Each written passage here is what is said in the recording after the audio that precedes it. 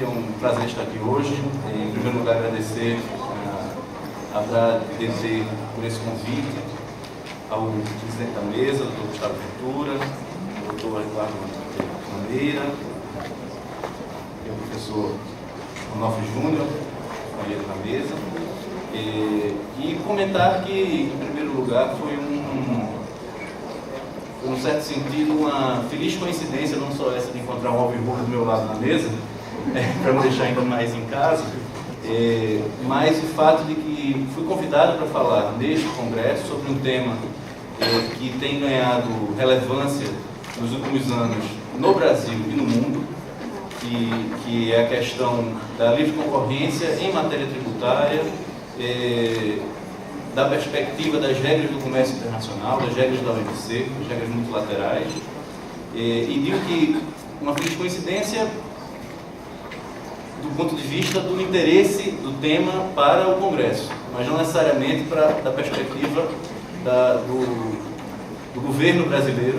Eu sou da Coordenação Geral de Contenciosos do Itamaraty, do Ministério das Relações Exteriores, e nós somos os responsáveis pela preparação da defesa do Brasil nos contenciosos perante a OMC. E na última sexta-feira, como o professor Heleno Torres falou há pouco, a União Europeia formalizou, junto à missão do Brasil em Genebra, o pedido de painel no contencioso sobre medidas tributárias adotadas pelo Brasil. A União Europeia havia apresentado um pedido de consultas no dia 19 de dezembro de 2013, então há praticamente um ano atrás, em que ela questionou uma série de programas de política industrial adotados pelo Brasil. O mais importante deles, o mais chamativo, os dois mais importantes, para ser justo, o Inovar Alto, que é claro um programa que refere-se a um setor industrial absolutamente crucial no Brasil, e um outro conjunto de programas, também absolutamente crucial, por razões diferentes, aqueles referentes à Zona Franca de Manaus. Além desses dois conjuntos de medidas, a União Europeia questionou medidas relativas ao setor de informática, incluindo a lei de informática, programas como PADIS, PATVD, e também algumas regras específicas referentes a empresas predominantemente exportadoras e ao programa RECAP, que refere-se à aquisição de bens de capital. Uma desoneração na exportação de bens de capital, na exportação, usando por referência os gastos com bens de capital por empresas exportadoras, e um outro programa sobre empresas predominantemente exportadoras. Então, esse foi o pacote que a União Europeia jogou na nossa cabeça, por bem dizer, em dezembro do ano passado. Em fevereiro, nós tivemos consultas com a União Europeia, em que apresentamos vários argumentos de natureza jurídica, mas também de natureza política, a respeito de por que essas medidas eram, em primeiro lugar, compatíveis com as disciplinas da OMC, e, em segundo lugar, medidas da maior importância do ponto de vista das políticas públicas adotadas pelo Brasil. Ao longo de praticamente 8, 9 meses, a União Europeia aprofundou o seu exame da questão, não tivemos mais diálogo com eles sobre esses temas desde então, porque uma vez que a coisa entra no trilho dos contenciosos, aí são equipe de advogados de um governo de um lado, equipe de advogados do outro governo do outro, e não tem muito conversar, eu sou diplomata, mas a gente conversa, até um determinado ponto. Chega uma hora que não dá mais para conversar, a gente tem que deixar os painelistas, ou seja, os nossos juízes, decidirem quem é que tem a razão. Então, depois desses 8 meses, a União Europeia decidiu excluir do seu pedido de painel, decidiu seguir adiante. Então, essa é a nota negativa do que aconteceu na semana passada, mas, por outro lado, a União Europeia, numa decisão muito importante da perspectiva do Brasil, da tranquilidade, sobretudo da Zona Franca de Manaus, excluir as medidas relativas à Zona Franca de Manaus do escopo da controvérsia. Então, um dos pilares que estavam sendo questionados pela União Europeia foi excluído. É claro que eles colocaram uma nota de rodapé no pedido de painel, dizendo que eles se ressalvam da possibilidade de depois apresentar questionamento sobre isso, ou seja, para não ter que fazer um outro processo de consulta, porque as consultas na OMC são obrigatórias, como se fosse um procedimento de conciliação obrigatório, então as consultas eram obrigatórias, eles não precisam consultar novamente com o Brasil se quiserem questionar mais adiante a Zona Franca de Manaus, mas essa não parece ser a tendência. Então, ficamos muito aliviados com isso, porque sabemos todos a importância da Zona Franca de Manaus para o desenvolvimento daquela região, a questão das desigualdades regionais, mas também da preservação do meio ambiente. Isso é uma coisa que nós transmitimos para a União Europeia. Bom, também esclarecer que eu falo aqui em nome pessoal, não falo como representante da Coordenação Geral Contenciosa do Itamaraty, mas e aquilo que é de conhecimento público eu posso compartilhar com vocês. Então, a própria presidenta Dilma Rousseff, ela, em reunião com o presidente da Comissão Europeia, ela disse de forma muito firme que compreende a posição da União Europeia de levar a um árbitro imparcial a questão dos programas de política industrial brasileiro, mas que nas outras áreas, Zona Franca de Manaus, ela fazia questão de deixar muito claro que a União Europeia não se enganasse, que aquele conjunto de medidas não é um conjunto de medidas focado no desenvolvimento somente dos interesses comerciais brasileiros, mas que tem uma importância social e, sobretudo, ambiental muito relevante, que o Brasil levaria isso ao painel. Então, a União Europeia, talvez sensibilizada pelo empenho político do Brasil em separar o caráter da Zona Franca de Manaus do caráter das outras medidas de política industrial que estavam no escopo da controvérsia, e também pelo própria ênfase ambientalista que a União Europeia tem no plano internacional, pode ter pesado na decisão da União Europeia de não apresentar esse questionamento. Se o questionamento tinha boas chances de vitória no contencioso ao final do dia, é uma outra questão. E aí é também uma outra observação que eu faço, embora eu fale em caráter pessoal, eu não posso aqui naturalmente antecipar as linhas de defesa que o Brasil vai apresentar. Talvez algum europeu esteja escondido aqui. Então, por exemplo, não comentarei nada a respeito, não farei nenhuma apreciação dos comentários do professor Heleno Torres sobre a consistência ou não dos argumentos europeus e que tipos de defesas o Brasil poderia apresentar. Mas eu posso sim falar sobre o que a União Europeia está alegando e também comentar um pouco sobre quais são as disciplinas da OMC e, sobretudo, qual é a jurisprudência do órgão de apelação sobre essas disciplinas que estão sendo invocadas pela União Europeia. Antes de falar sobre isso, no entanto, eu queria comentar algumas coisas sobre a própria natureza do sistema de solução de controvérsias da OMC. E eu sei que isso talvez seja chovendo molhado para muitos de vocês, mas essa é uma área que não tem digamos assim, uma capilaridade tão grande no dia a dia dos profissionais do direito no Brasil, então talvez seja útil fazer esses comentários. Em primeiro lugar, lembrar que o sistema de solução de controvérsias da OMC, claro, a Organização Mundial do Comércio é uma organização internacional, ele tem essa precariedade em termos de legitimidade que um tribunal de um organismo internacional tem. No seguinte sentido, se o Supremo Tribunal Federal ele determina uma determinada coisa, ele tem a legitimidade da Constituição. Né? E do ponto de vista jurídico isso é inquestionável, e do ponto de vista político também, porque existe um processo eleitoral, a democracia por baixo dessa legitimidade. No caso do sistema de solução de controvérsias da OMC, o que está por baixo disso é o acordo dos Estados de ceder uma parcela da sua soberania em relação a certas medidas de política comercial que eles podem adotar ou não podem adotar. Então, por que eu falo isso? Porque um ponto muito importante para nós compreendermos o funcionamento do sistema de solução de controvérsias da OMC é entender que ele é muito apegado às palavras, ao texto. Aqueles argumentos rui-barbosianos, assim, retóricos, muito bonitos e tal, eles não têm valor nenhum na OMC. E não é porque eles são chatos, são alemães ou são ingleses, não, porque tem brasileiro, tem indiano, tem todas as nacionalidades ali, são 7 juízes no órgão de apelação, e as tradições jurídicas estão muito bem representadas. E absolutamente todos tivemos juízes brasileiros, há sempre juízes americanos, chineses, todos têm essa preocupação com a letra dos acordos. É uma coisa chata, sem criatividade, fazer interpretação da lei com base na lupa, e a Convenção de Viena aqui como se fosse quase uma bíblia do lado, texto, contexto, objetivo daquela medida. Isso vem dessa precariedade, digamos assim. Precariedade pode ser uma palavra muito depreciativa, mas essa fragilidade política em última instância.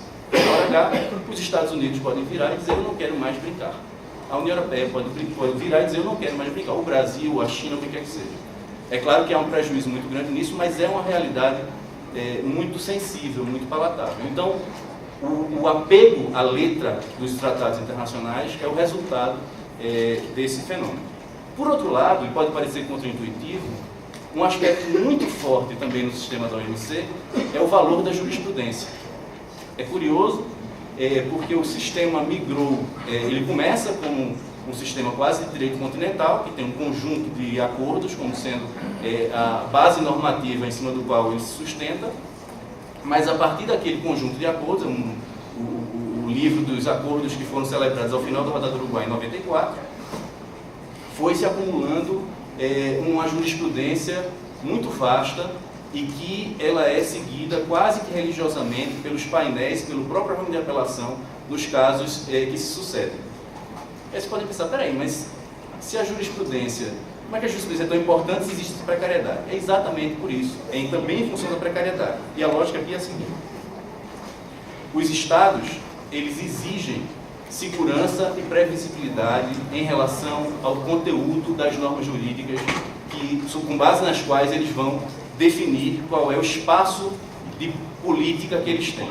Então, se em 98 o painel, no caso do Camarão, disse que determinada norma tem tal conteúdo, se em 2004 um outro painel diz outra coisa, os Estados ficam em dúvida na hora de implementar suas políticas de o que é que vale. É o de 98, é o de 2004, então, em função disso, as regras são muito respeitadas, o texto dos acordos é muito respeitado e as decisões, os precedentes são também levados muito a sério na OMC. Então, feito esse comentário inicial, quais são os pontos que a União Europeia aponta no seu questionamento com o Brasil? Em primeiro lugar, em relação ao Inovaral, a União Europeia alega que há um requisito de conteúdo local associado ao programa para que a empresa parceira ou participante do programa seja beneficiada pela redução do IPI que está associado a esse programa. Então, o Inovaral ele contém uma série de requisitos para que uma empresa se beneficie daquela redução do IPI de até 30 pontos. Há requisitos como investimento em ciência e tecnologia, e isso não tem problema nenhum, mas há requisitos como a exigência de aquisição de maquinário e ferramentaria para o abate desse IPI. Então, a União Europeia diz que isso é uma exigência de conteúdo local proibida pelo artigo 3 do GATT, pelo artigo 2 do TRIMS e pelo Acordo de Subsídios também. Então, essa é a primeira alegação da União Europeia em relação ao Inovaral. Em relação à lei de informática e a outros programas da área de informática e ciência e tecnologia da informação, um ponto muito sensível que a União Europeia questiona é o Instituto dos Processos Produtivos Básicos. Quem acompanha esse tema sabe que os PPBs, famosos PPBs, eles são muito relevantes no caso da lei de informática e no caso da Zona Franca de Manaus. A Zona Franca de Manaus saiu, mas o conceito, uma das principais ferramentas por meio das quais o regime de incentivos da Zona Franca de Manaus é implementado, está sendo questionado pela União Europeia. O que a União Europeia está dizendo é uma exigência de que determinada etapa produtiva seja efetuada no Brasil equivale a uma discriminação entre produto importado e produto estrangeiro. É claro que isso não é uma associação direta, mas o que ela está dizendo é o seguinte: quando o Brasil exige que essa garrafa de água seja fabricada no Brasil, ele pode até estar dizendo tem que ser com água brasileira, tem que ser com o plástico brasileiro, tem que ser com a tampa. O Brasil pode até não estar dizendo isso, mas quando ele diz tem que ser fabricado no Brasil, ele está criando uma condição de competitividade para o produtor de tampa, de água e da garrafa plástica no Brasil, melhor do que a condição de competitividade do produtor estrangeiro. Então, o argumento da União Europeia é que o PPB, apesar de não, na sua face, criar essa alteração ou dar essa vantagem direta ao produtor doméstico, ele altera as condições de competitividade de forma a beneficiar o produtor doméstico. E alega que isso é incompatível com também o artigo 3 do GATT, o artigo 2 do TRIMS e o acordo de subsídios. E o terceiro conjunto de programas que a União Europeia questiona é esse programa sobre o RECAP e o PEP, que é o Programa para Empresas Predominantemente Exportadoras. É uma coisa um pouco diferente, não é a questão do conteúdo local, é porque a União Europeia alega que aí existe uma vinculação de uma determinada vantagem, no caso a redução da COFINS, associada a uma exigência de performance exportadora, desempenho exportador. Isso é outra coisa que não é permissível para os acordos da OMC, nesse caso, pelo acordo de subsídios. O acordo de subsídios ele tem dois tipos de subsídios proibidos. Os subsídios são proibidos por exigir conteúdo local e os subsídios são proibidos por vincular a vantagem, o benefício, a um desempenho exportador. Então, você não pode dar um subsídio à exportação. Quer dizer, quanto mais você exportar, mais dinheiro você ganha do governo. Isso não pode. Pelas regras da OMC. A União Europeia está dizendo que esses programas fazem isso.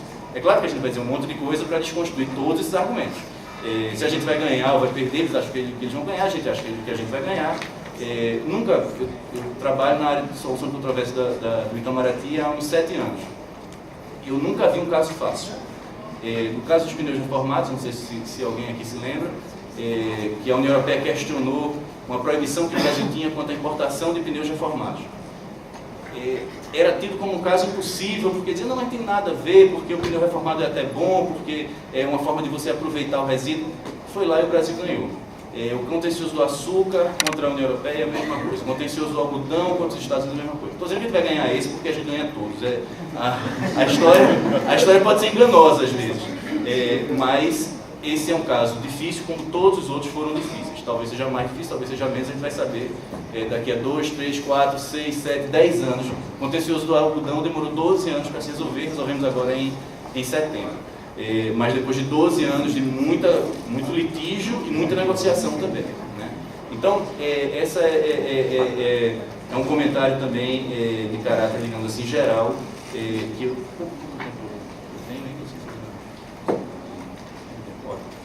Enfim, então, esses eram os comentários que eu queria fazer em relação a esse contencioso que está se iniciando.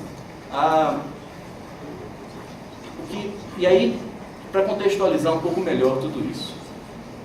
O Brasil, isso não é uma jabuticaba, né? Ou seja, isso não é uma coisa única. O Brasil não é o único país do mundo a adotar medidas de conteúdo local para estimular a produção industrial.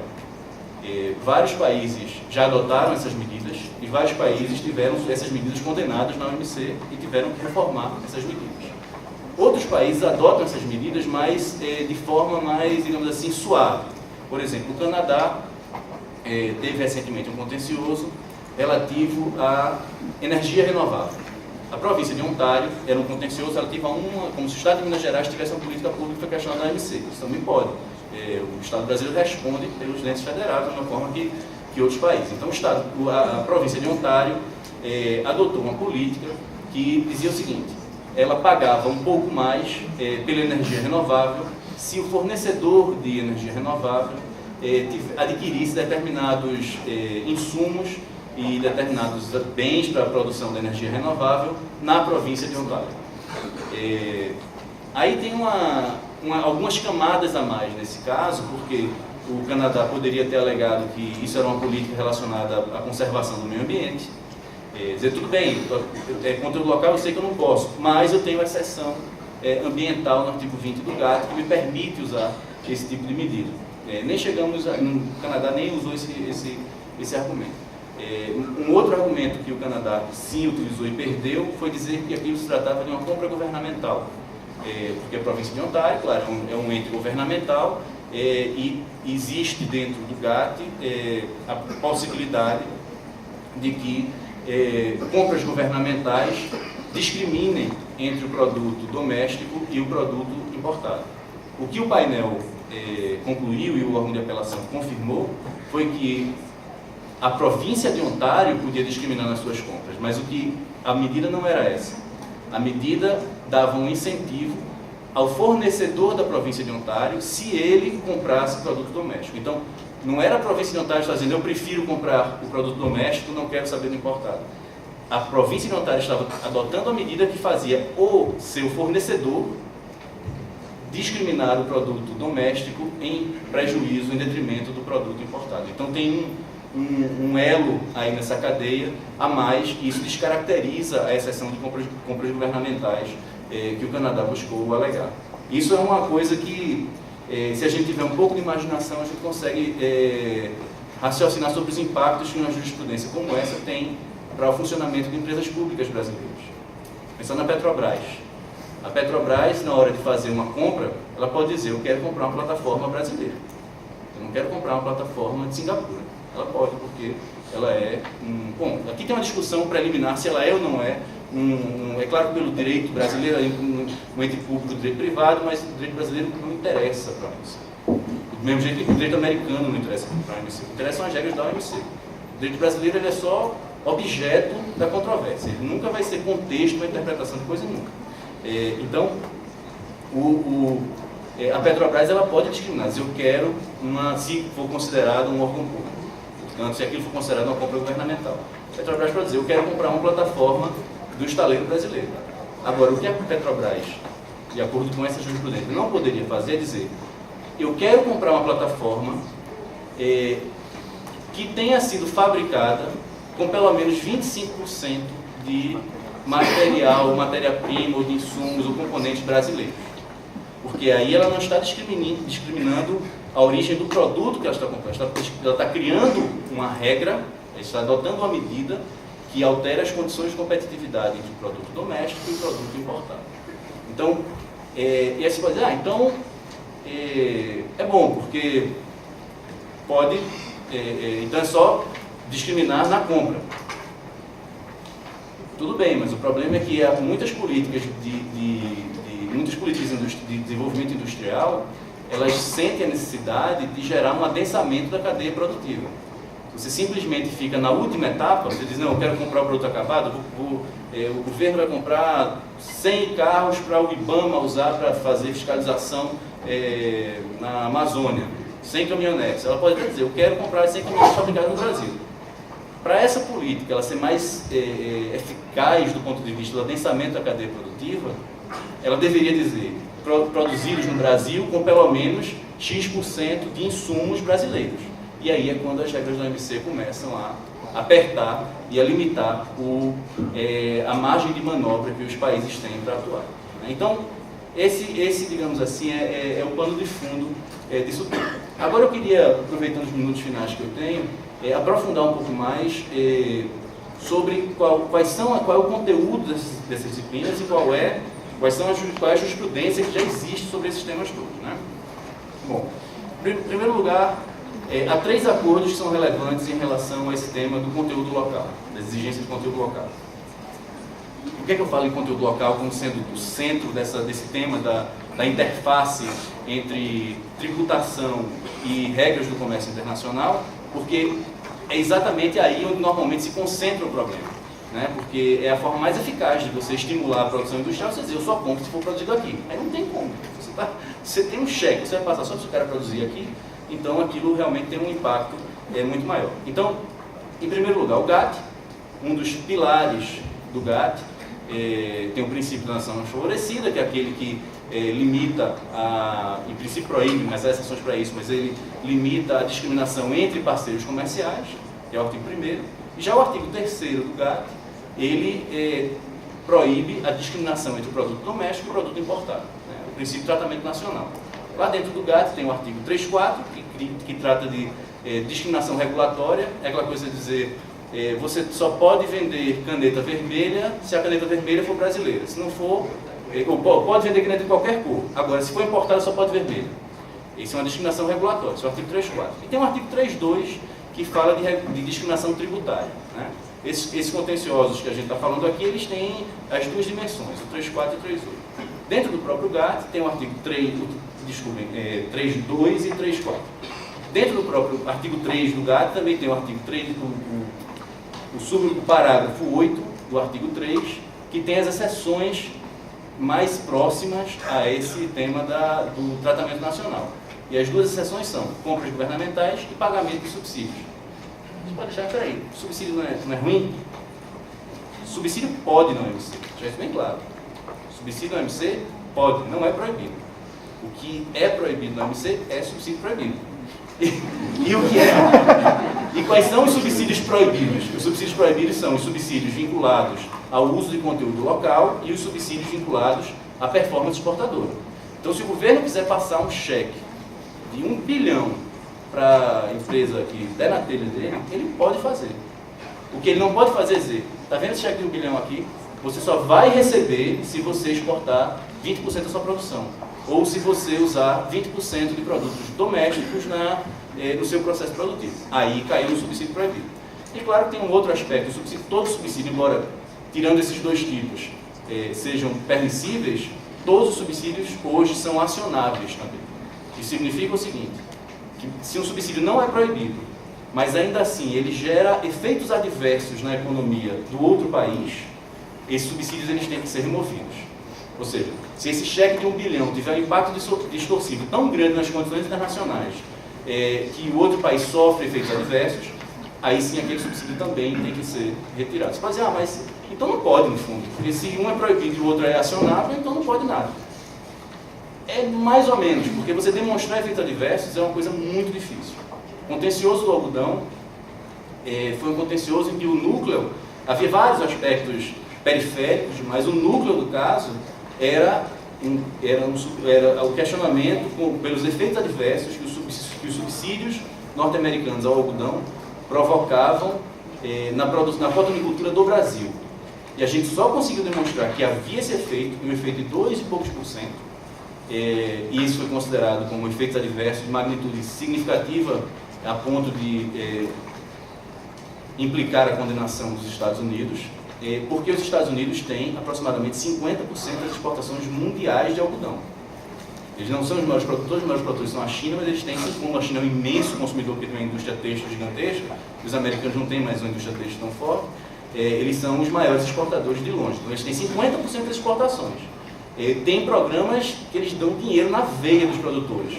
E ainda assim a gente conseguiu demonstrar uma variação de 2 a 3% dos preços internacionais em função do subsídio. Porque uma coisa é você saber, você achar, outra coisa é você provar ali como o mecanismo de solução de controvérsias exige.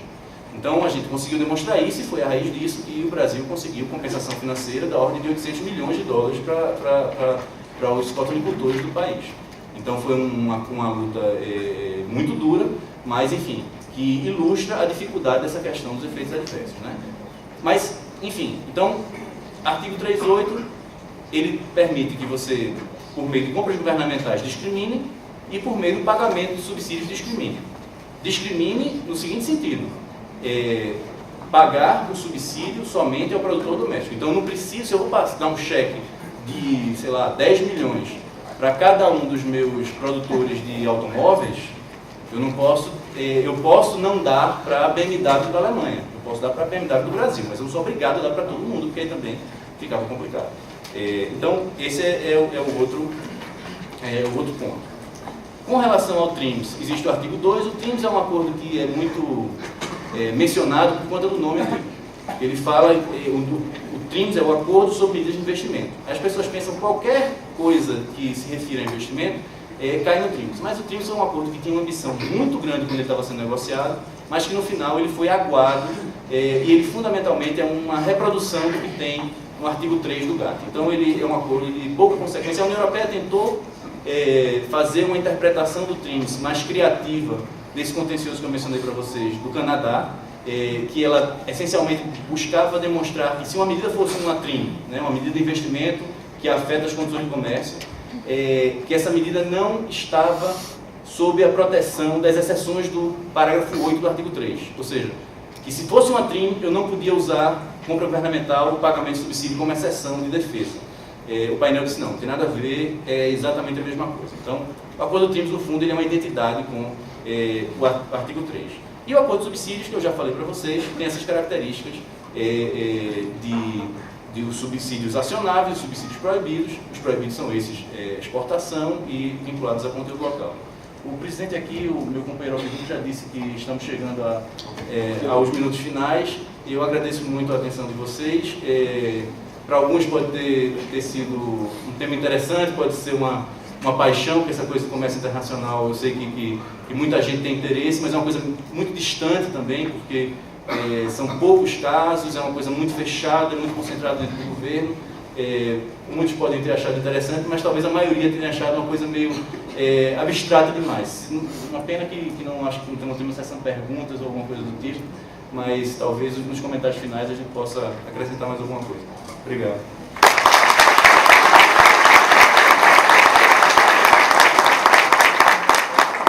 Eu achei sua palestra muito didática.